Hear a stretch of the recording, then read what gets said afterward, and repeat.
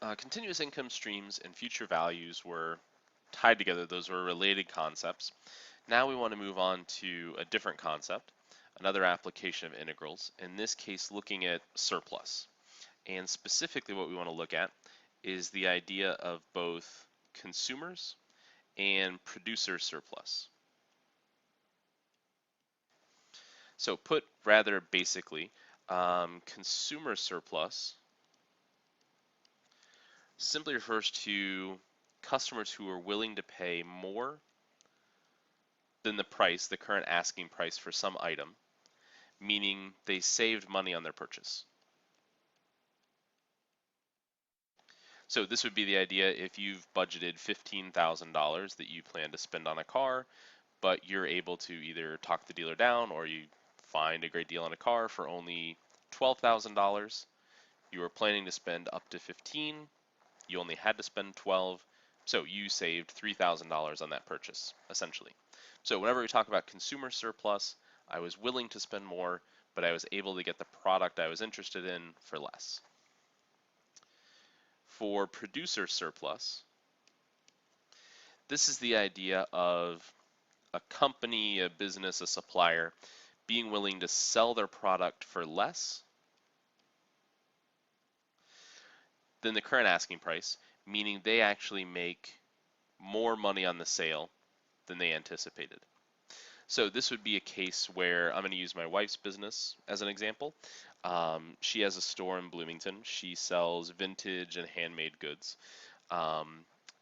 Typically, when she finds an item or she buys something wholesale, she's content when she can double her money on that, which is a common practice. But occasionally she runs into products. If she can buy them very, very cheap, she can end up tripling, quadrupling, doing more than that. So if she's happy just doubling her money on things, but she's able to sell something for 3 times what she paid for it, well, she's now made more money than what she might have expected. So she's in a situation where she's got a producer surplus.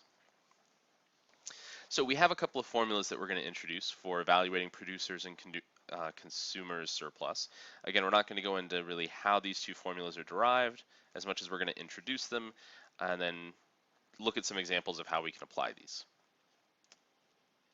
So if x bar, p bar, so this is just an x with a vertical line, p with a vertical line drawn over, just so a way to distinguish that we're talking about not any two x and p's, but a very specific pair.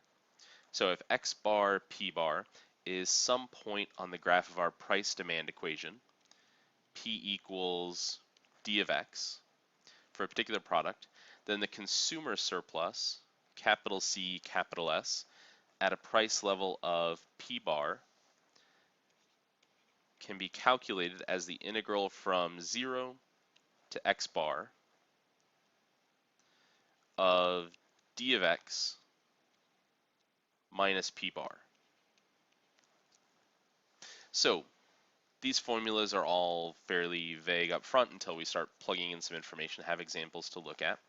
But what's important to note here is that p bar and x bar, these are both numbers.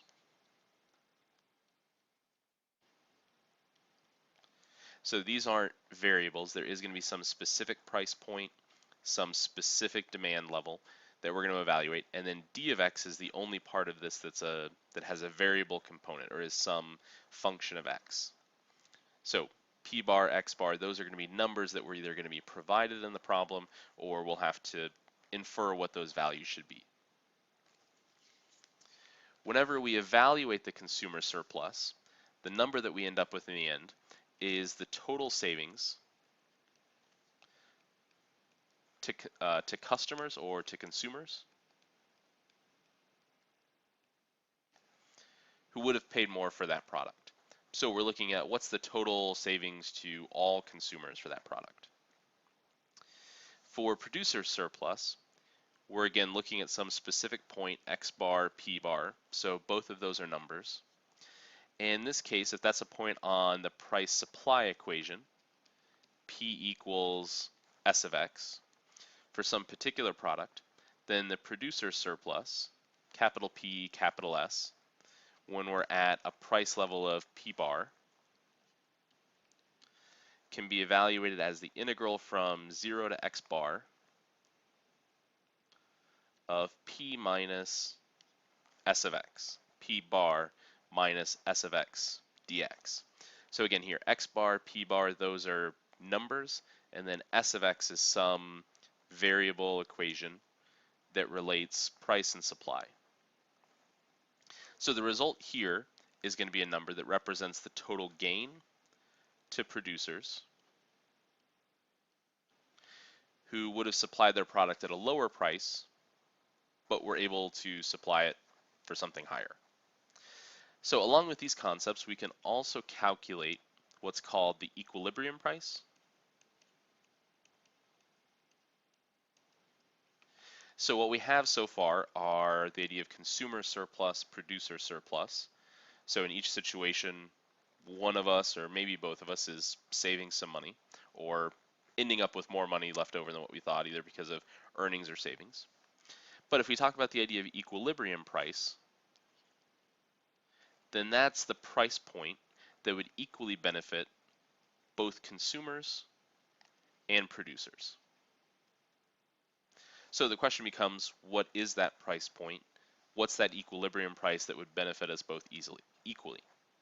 So to find it, what we'll do is take our price demand equation, set that equal to our price supply equation, and solve for x. The result that we get there becomes our equilibrium quantity.